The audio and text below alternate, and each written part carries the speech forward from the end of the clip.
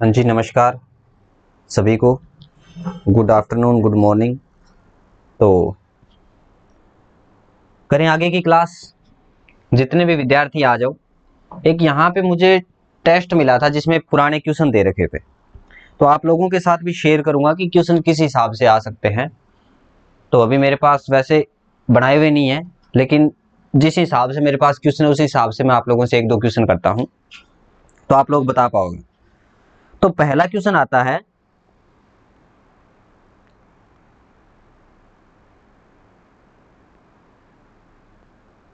चांदी का रासायनिक तुल्यांक का मान कितना होता है। पहली क्लास में मैंने आप लोगों से पूछा था चांदी का, ऑक्सीजन का, ये कुछ चीजें मैंने आप लोगों से पूछी थी। तो चांदी का रासायनिक तुल्यांक का मान कितना होता है, बता सकते हो आप लोग। ठीक है, रासायनिक तुल्यांक का सूत्र क्या होता है। रासायनिक तुल्यांक का सूत्र क्या होता है। सर मैंने 10 नंबर मिले हैं इकोनॉमिक के, तभी तो मैं बोल रहा हूँ कि जिसको 10 नंबर मिले हैं उसके लिए पेपर 100 नंबर का हो गया था, और जिसको 0 नंबर मिले हैं उसके लिए पेपर 90 नंबर का था। तो फिर वो बंदा आ ही नहीं सकता कहीं भी। तो पहले हम किस टॉपिक पे बात कर रहे थे। तो पहले हम चर्चा कर रहे थे लैकलांची सेल के बारे में, प्रीवियस क्लास में पढ़ा। सर पहले कंप्लीट करवा दो। करवाऊंगा, पहले कंप्लीट ही करवाऊंगा, बस एक दो क्वेश्चन बता रहा था जो पुराने पेपर में पूछे गए हैं। तो आप अंदाजा लगा लो इस चीज का कि ऐसे क्वेश्चन जो है वो पुराने पेपर में पूछे जाते हैं। चलिए तो आगे बढ़े। बिल्कुल चांदी का 108 होता है। ठीक है, और एक क्वेश्चन ये था कि रासायनिक तुल्यांक का सूत्र क्या होता है। तो परमाणु भार बटे संयोजकता इक्वल टू क्या होता है, रासायनिक तुल्यांक। पूछ कैसे सकते हैं, एक नया पेज ले लेता हूं मैं। तो रासायनिक तुल्यांक का सूत्र क्या पूछ सकते हैं, ऑप्शन दे सकते हैं। एक तो होता है अपना परमाणु भार बटे संयोजकता, एक तो ये ऑप्शन आपको दे देंगे। ठीक है, दूसरा ऑप्शन क्या दे देंगे आपको, संयोजकता बटे परमाणु भार। ठीक है, तो यहाँ पे आप लोग कंफ्यूज हो सकते हो, संयोजकता बटे परमाणु भार दे सकते हैं, या और कोई ऑप्शन क्या दे सकता है आप लोगों को, रासायनिक तुल्यांक गुणा में संयोजकता, या कोई नहीं, रासायनिक तुल्यांक गुणा में संयोजकता भी दे सकता है। ये बी ऑप्शन दे देगा आपको, ये ए ऑप्शन दे देगा, और यहाँ पे दे देगा आपको नंबर 3 विद्युत रासायनिक तुल्यांक इंटू संयोजकता। अब एक चीज आप मुझे बताओगे, विद्युत रासायनिक तुल्यांक का मात्रक क्या होता है। विद्युत रासायनिक तुल्यांक का मात्रक, विद्युत रासायनिक तुल्यांक का मात्रक बताओ जल्दी से।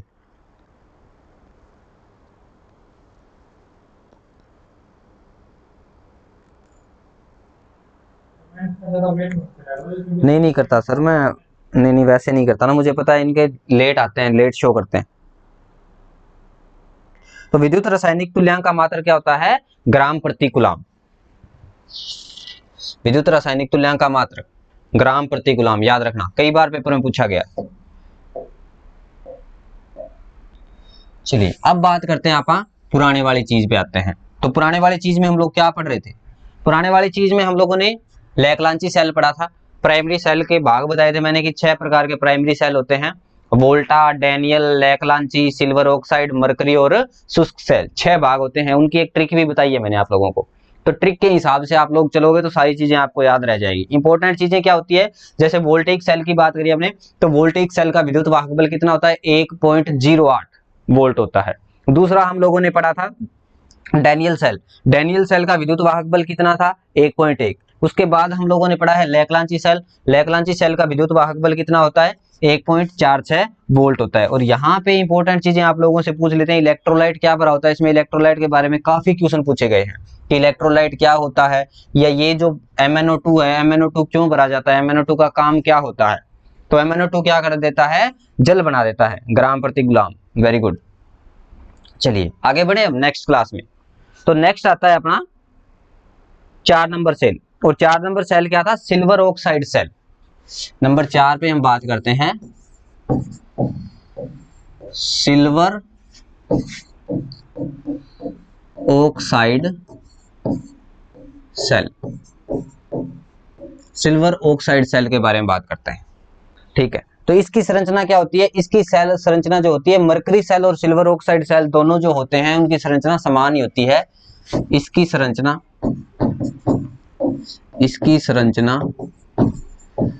मरकरी सेल के समान ही होती है।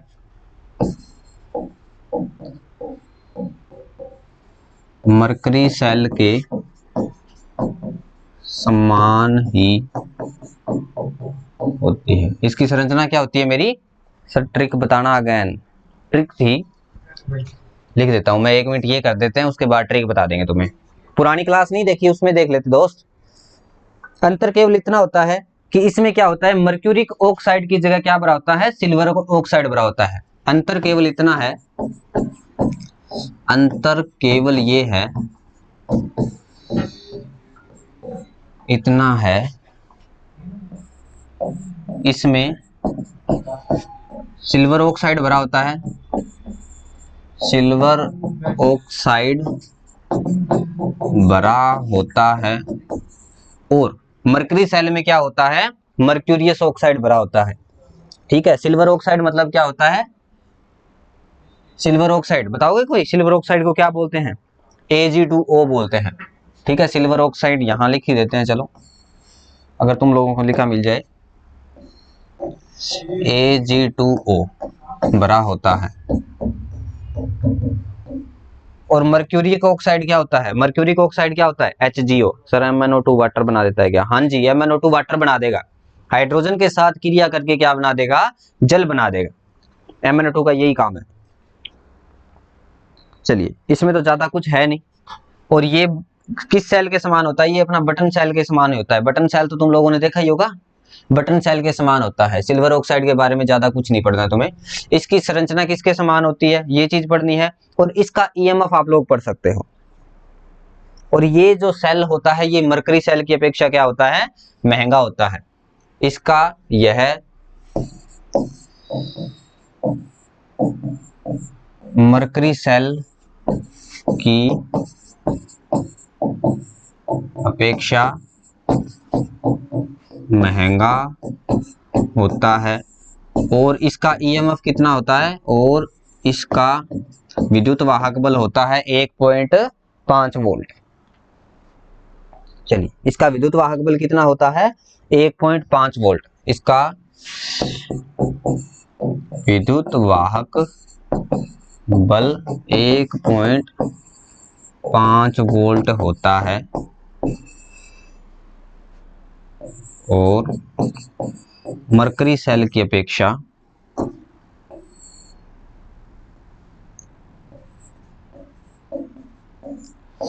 मरकरी सेल की अपेक्षा इसकी दक्षता भी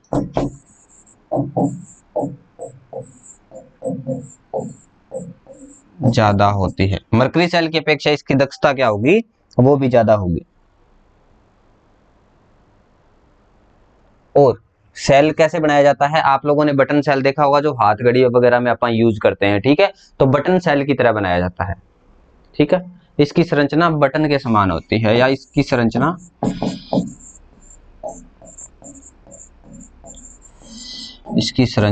बटन के समान होती है।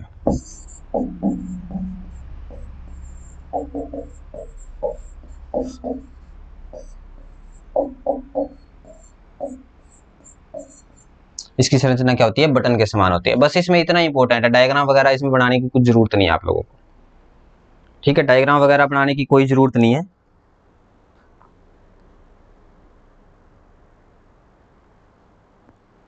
अब एक दो चीजें और भी अगर आप लोगों से पूछ ले तो उसके बारे में बता देता हूं कि भैया ये बना किसका होता है।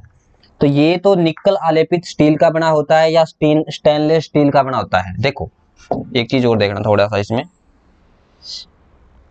इसकी संरचना के बारे में बात करते हैं।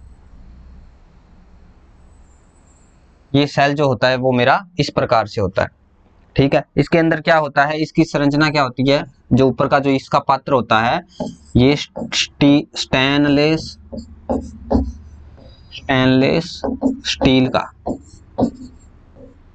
स्टील का बना होता है, या निकल आलेपित स्टील का बना होता है, या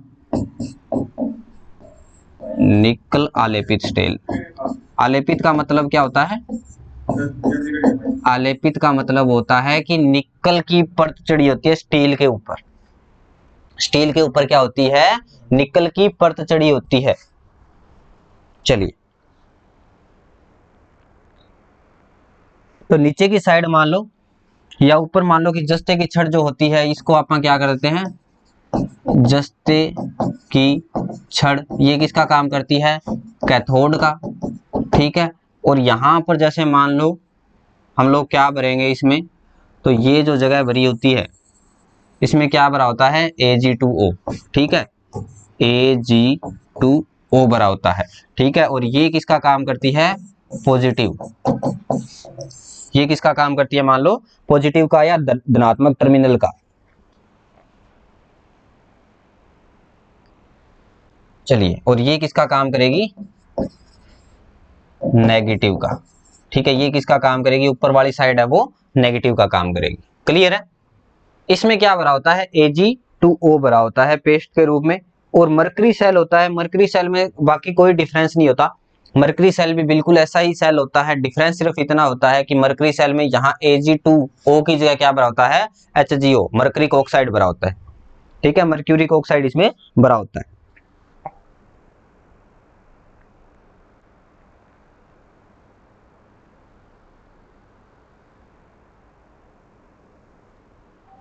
क्लियर है? इसमें अगर कोई डाउट है तो बता सकते हो तुम लोग, एक बार दोबारा देख लो इसको। देखो, सिल्वर ऑक्साइड सेल के बारे में बात कर रहे हैं। इसकी संरचना क्या होती है? मरकरी सेल के समान ही होती है। अंतर केवल इतना होता है कि इसमें सिल्वर ऑक्साइड भरा होता है Ag2O, जबकि मरकरिक सेल में क्या होता है? HgO भरा होता है, मर्क्यूरिक ऑक्साइड। ठीक है, इस सेल का विद्युत वाहक बल अगर तुम लोगों से पूछ ले तो इस सेल का विद्युत वाहक बल कितना होता है? 1.5 वोल्ट होता है। ठीक है, और मरकरिक सेल की अपेक्षा इसकी दक्षता भी क्या होती है? ज्यादा होती है। और ये सेल मरकरी की अपेक्षा क्या होता है? महंगा भी होता है। बाकी की इसकी संरचना सेम होती है। यहाँ पर जो Ag2O भरा है मैंने, मरकरी सेल में क्या भरा होगा? वहां पे HgO भरा जाता है। क्लियर है? तो इसी को आप आगे लिख लेना, मरकरी सेल के बारे में सारी चीजें वही होगी, सिर्फ सिल्वर ऑक्साइड की जगह उसमें आप लोगों को क्या लिखना है? Mercury oxide. ठीक है, उसमें क्या भरा होता है? अपना मर्क्यूरिक ऑक्साइड भरा जाता है, तो मर्क्यूरिक ऑक्साइड लिखना है आप लोगों को। क्लियर है? चलें आगे, आगे चलें। नेक्स्ट आता है अपना शुष्क सेल। मर्करिक ऑक्साइड, जो मर्करी सेल है उसके बारे में खुद ही लिख लेना आप लोग। ठीक है, इसमें ज्यादा कुछ है नहीं, संरचना बिल्कुल सेम होगी। संरचना जैसे मेरी ये बनाई है मैंने, वैसी ही संरचना किसकी होगी? मरकरी सेल की होगी। अंतर सिर्फ इतना ही होता है उसमें कि AgO2 की जगह क्या भरा होता है? HgO भरा होता है। और एक इसके विद्युत वाहक बल का भी डिफरेंस होता है। जैसे इसमें विद्युत वाहक बल कितना आया है? 1.5 वोल्ट आया है। वैसे मरकरी सेल में मेरा विद्युत वाहक बल कितना आता है? 1.35 से लेके 1.4 वोल्ट तक आता है। चलिए थोड़ा सा लिखाई देता हूं मैं मरकरी सेल के बारे में।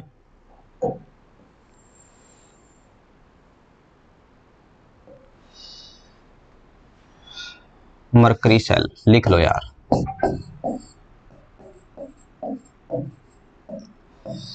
यह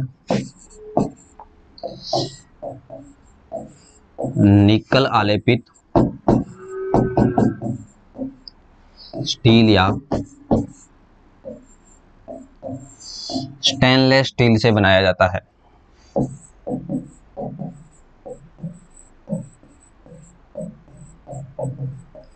स्टील से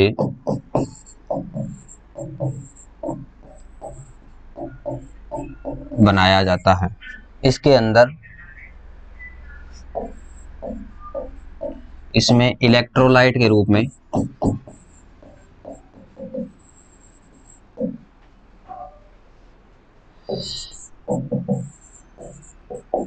मर्क्यूरिक ऑक्साइड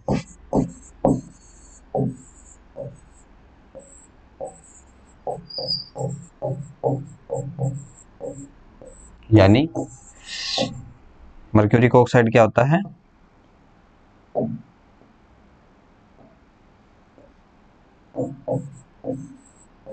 HgO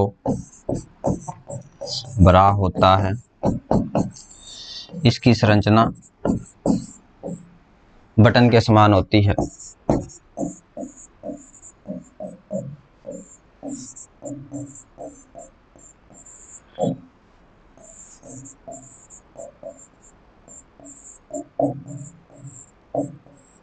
इसकी संरचना क्या होती है? बटन के समान होती है। ठीक है।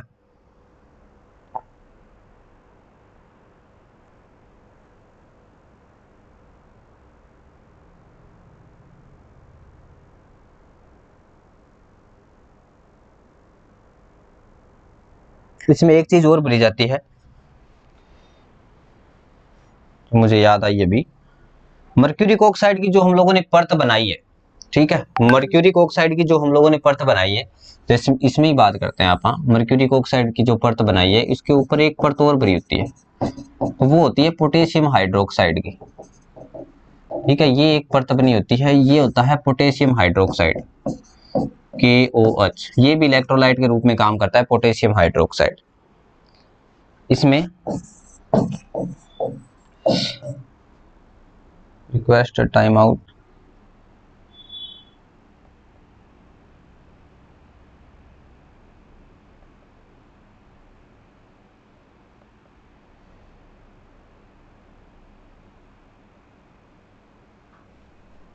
इसमें क्या होता है, इसमें HGO की परत के ऊपर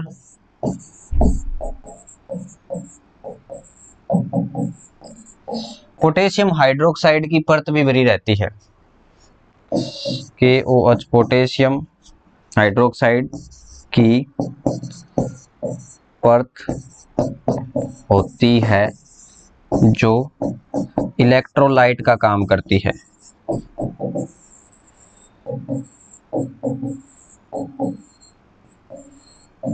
इलेक्ट्रोलाइट का काम करती है। सर इसमें किसी प्रकार का एरर आ गया जी?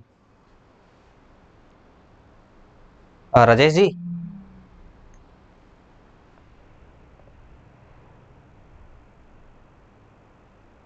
Internal server error. ओके। वोल्टा ने डैनियल को लैग्रांजी से सिल्वर ऑक्साइड मरकरी से पहले ही शुष्क बना दिया। ठीक है, आगे क्लियर है। संरचना बिल्कुल सेम होती है। यहाँ पर AgO2 भरा था, वहां पर हमें क्या भरना है? HGO भरना है, मर्क्यूरिक ऑक्साइड भरना है। ठीक है, ये सेल क्या होता है? सिल्वर ऑक्साइड सेल की अपेक्षा क्या होता है? सस्ता होता है, और इसकी दक्षता भी क्या होती है? कम होती है। दक्षता मतलब क्या होती है? इसकी कार्य क्षमता। अगर सिल्वर ऑक्साइड सेल मेरा 20 दिन चल रहा है, तो ये मेरा क्या चलेगा? 10 दिन चलेगा। ये सस्ता होता है सिल्वर ऑक्साइड की अपेक्षा। सिल्वर ऑक्साइड क्या होता है? महंगा सेल होता है। क्लियर है? इसमें कोई डाउट हो तो बताओ। अगर व्यास पूछ ले तो कितना होता है? मरकरी सेल को क्या बोला जाता है? बटन सेल भी बोला जाता है।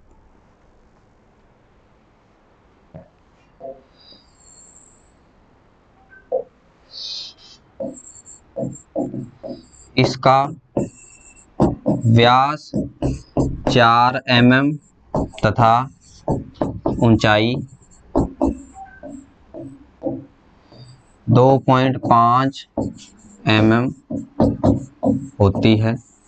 इस सेल को बटन सेल भी बोला जाता है।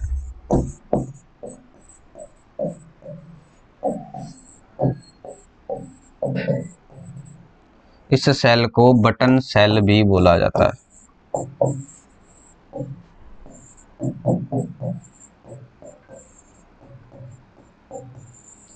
लो, एक एक लाइन लिखवा दी तुम लोगों को, अभी कोई डाउट नहीं रहना चाहिए इसमें कि कौन सा सेल है जिसको बटन सेल बोला जाता है। EMF वगैरह सारा कुछ बता दिया। यूज कहां पर करते हैं? कलाई घड़ी में, कैलकुलेटर आदि में यूज करते हैं। इसका यूज कैलकुलेटर, हाथ घड़ी, ड्रायर आदि में किया जाता है। आदि में EMF बताओ सर। EMF बता तो दिया, आदि में किया जाता है।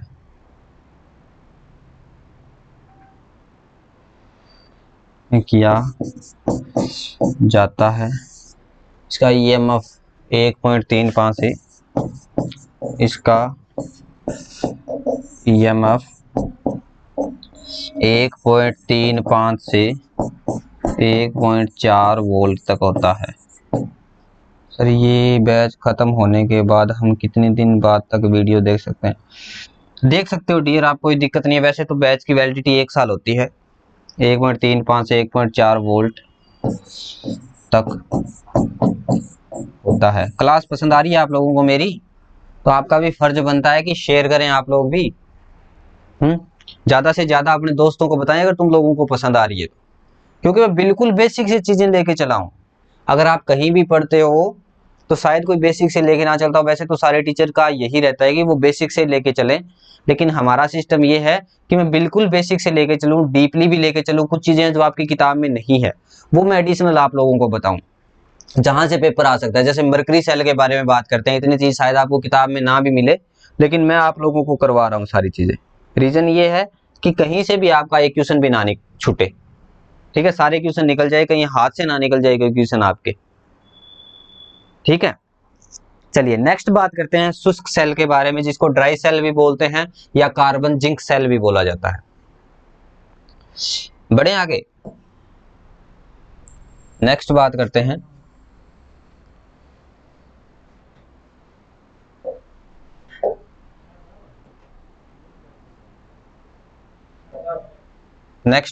अब शुष्क सेल, इसको बोला जाता है ड्राई सेल या इसको बोला जाता है carbon zinc cell.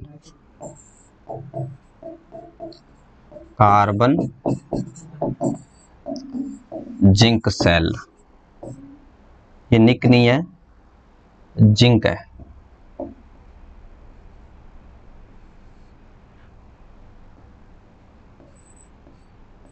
Carbon zinc cell. ठीक है, अब कार्बन जिंक सेल के बाद पढ़ते हैं शुष्क सेल वगैरह के बारे में पढ़ते हैं। तो ये क्या होता है, एक जस्ते का पात्र बना होता है जो मेरा किसका काम करेगा, कैथोड का काम करेगा। ये सेल तो आप लोगों ने देखा होगा, जो अपने रेडियो का सेल हो गया, ठीक है, जो घड़ी वगैरह का सेल हो गया। तो इसमें क्या होता है, एक पात्र बना होता है बेलनाकार, उसके अंदर क्या होती है, मेरी एक कार्बन की छड़ रखी होती है। और जो पात्र होता है वो मेरा किसका काम करता है, पात्र किसका काम करता है, कैथोड का। और जो छड़ होगी वो मेरा किसका काम करेगी, एनोड का। उसके ऊपर मेरी एक स्टील की या पित्तल की एक टोपी भी लगी होती है, देखी होगी आप लोगों ने।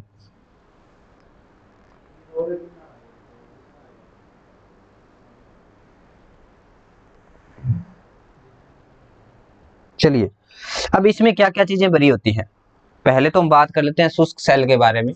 शुष्क सेल क्या होता है, तो चलो अब गुरुजी आपको शुष्क सेल पढ़ाएंगे। यह एक जस्ते का बेलनाकार पात्र होता है।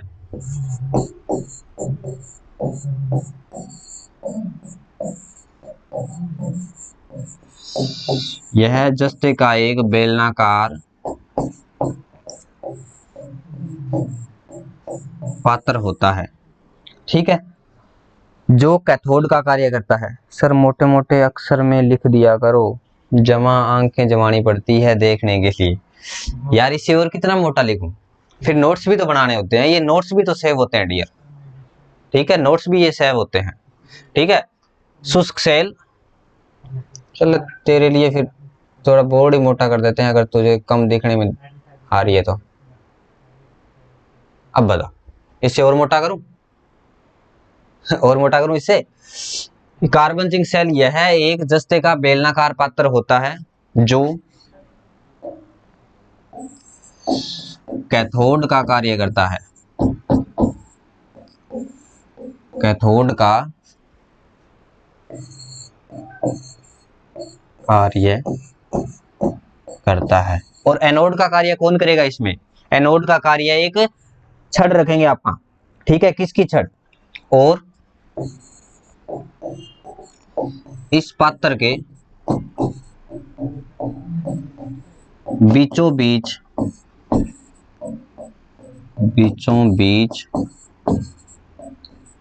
एक कार्बन की छड़ रखी जाती है।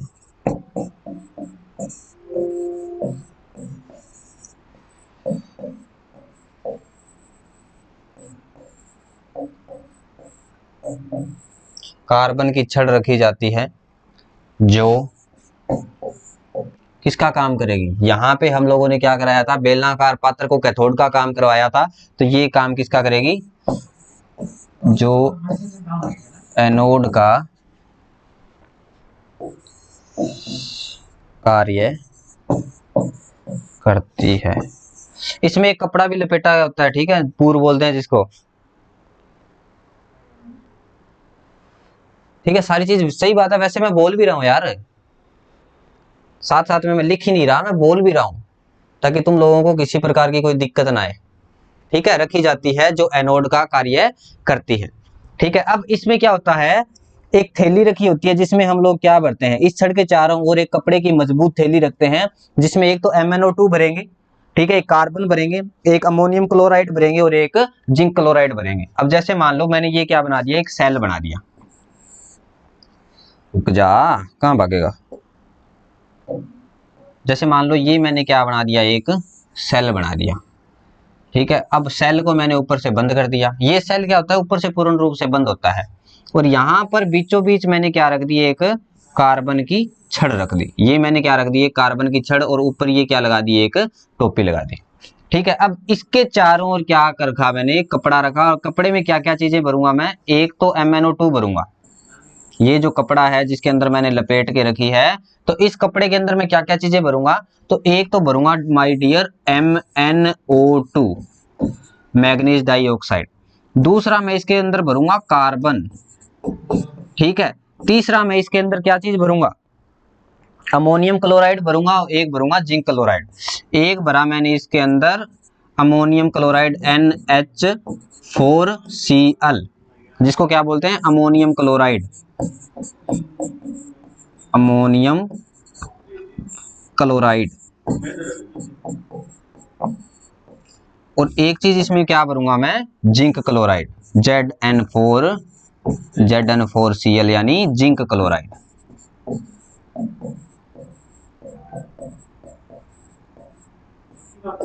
ठीक है। और ये मिलाऊंगा कैसे, ये मिलाऊंगा मैं एक अनुपात में, और अनुपात क्या होगा इसका, तो इसका अनुपात होता है 10:10:2:1, ठीक है, कार्य करती है। एनोड के चारों ओर, यहां लिखोगे आप लोग, एनोड के चारों ओर एक कपड़े में MnO2 carbon, NH4Cl, ZN4Cl zinc chloride को 10:2:1 में रखा जाता है। इसके चारों ओर मैं क्या लपेट दूंगा, एक कपड़ा रख दूंगा, जिसके अंदर ये चार चीजें भरूंगा, एक तो MnO2 भरूंगा, एक कार्बन भरूंगा, एक NH4Cl भरूंगा, और एक ZN4Cl भरूंगा। समझ आ गई। इन सब का चूर्ण क्या रखूंगा मैं, एक यहाँ पर क्या रखा है मैंने, चूर्ण के रूप में भर दिया, ये जो मेरी परत है इसके चारों ओर मैंने क्या भर दिया, चूर्ण के रूप में भर दिया। और एनोड का काम कौन करती है, ये जो परत है ये मेरा किसका काम करेगी, एनोड का काम करेगी। और ये छड़ किसकी है भैया, बताओ किसकी है ये छड़। और ये जो पात्र बना हुआ है, ये जो पात्र है, ये पात्र किस चीज का है, ये क्या बनाया मैंने, पात्र बनाया है। और ये पात्र मेरा किस चीज का है, ये भी बताओगे। तो जो पूरा का पूरा बाहरी जो खोल होता है, जो पात्र होता है, ये किसका बना होता है, Zn का, यानी जिंक का बना होता है, ठीक है। इसलिए इसको कार्बन जिंक क्यों बोला जाता है, क्योंकि एनोड जो है ये कार्बन की छड़ लगी होती है इसमें। एनोड का काम कौन करती है, कार्बन की छड़ काम करती है मेरी। और जिंक का क्या होता है, ये पूरा का पूरा पात्र बना होता है। कोई डाउट है तो बताओ इस चीज में। कार्बन जिंक सेल के बारे में अगर किसी भी प्रकार का किसी बच्चे को कोई डाउट है तो बताओ। हाँ जी, है किसी को डाउट, एक बार कर दिया करो कुछ कमेंट वगैरह, मालिको बड़े लोगों, आगे बात समझ। हाँ जी, आगे बढ़े। अगर तुम लोगों को समझ आ गई होगी, शुष्क cell, dry cell, carbon zinc cell, अगर तुम लोगों ने पढ़ लिया हो तो ठीक है। अब इस सेल का ईएमएफ भी पढ़ लेते हैं अपन कितना होता है। अगर रासायनिक क्रिया करवाएं तो रासायनिक क्रिया ये कैसे होगी, NH4Cl जो है वो 2 भागों में टूटेगा, Zn जो है वो भी मेरा क्या करेगा, NH4Cl के साथ क्रिया करेगा, ठीक है। और ये तो मेरा जल बनाएगा ही, जो जिंक के साथ क्रिया करेगा, कौन सा, MnO2। जिंक के बारे में, जस्ते के बारे में मैंने बताया कि इसमें कई प्रकार की अशुद्धियां मिली होती है, तो जैसे ही मान लो कि इसमें मैंने MnO2 भर दिया, तो वो क्या करेगा, MnO2 हाइड्रोजन के साथ क्रिया करके जल बना देगा, ठीक है। पुरानी जो चीजें हम लोगों ने पढ़ी है वही है सारी की सारी चीजें, ठीक है। चलिए, और ये जो होता है इसमें किसी भी प्रकार का दोष नहीं होता, ये मेरे जैसा बंदा है, कोई कमी नहीं है इसमें, ठीक है। चलिए, ये जो सेल है ये मेरे जैसा बंदा है, इसमें कोई कमी नहीं है, लेकिन इसको क्या है, दोबारा चार्ज नहीं किया जा सकता। आ गई सर, ओके है सर, बोल भी रहे हैं सर ध्यान से, ठीक है। अब इसका विद्युत वाहक बल कितना होता है, 1.4 वोल्ट से लेके 1.5 वोल्ट तक इसका विद्युत वाहक बल हो सकता है। और कार्य क्षमता इसकी कितनी हो सकती है, अगर कार्य क्षमता पूछे एम्पियर घंटे में, तो 0.084 से लेके 5.625 तक हो सकती है। लिख ही देते हैं चलो।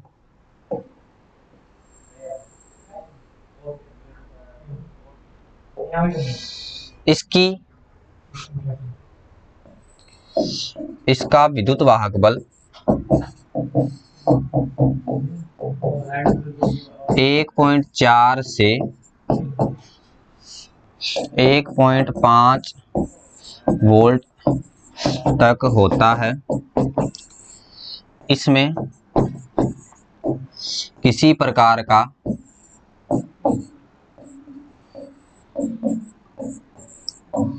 दोष नहीं पाया जाता,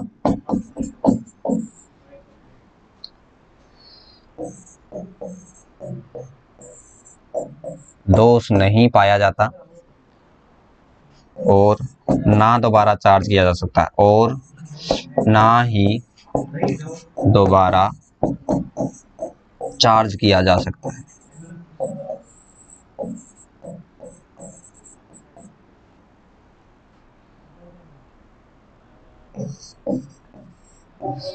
ठीक है, ना ही हम इसको क्या कर सकते हैं, दोबारा चार्ज कर सकते हैं। ईएमएफ बता दिया डियर 1.4 से 1.5 वोल्ट तक होता है, ठीक है। और अगर इसकी दक्षता पूछे तो कितनी हो सकती है, इसकी दक्षता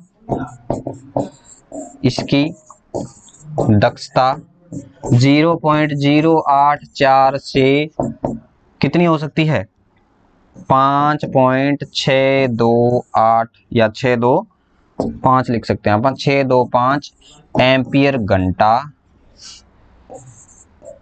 हो सकती है। तो बैटरी या सेल की दक्षता को किस में मेजर किया जाता है, तो बैटरी या सेल की दक्षता को एम्पियर घंटा, इस चीज को क्या बोला जाता है, एम्पियर घंटा बोला जाता है इसको, ठीक है। एम्पियर हावर, एम्पियर घंटा, एम्पियर घंटा या एम्पियर हावर, एम्पियर घंटा या एम्पियर हावर में व्यक्त किया जाता है। चलो, दिख रहा है सही से, कोई दिक्कत तो नहीं है, ठीक है। इसका ईएमएफ बता दिया मैंने माय डियर, 1.5 वोल्ट तक होता है, 1.4 से लेकर 1.5 तक ईएमएफ। विजेंद्र, मुकेश, ऋषि, रविंदर, क्लियर है, आ गया समझ। व्यास पूछ ले तो कितना होगा, 13 × 51 mm से 33 × 61 mm तक इसका व्यास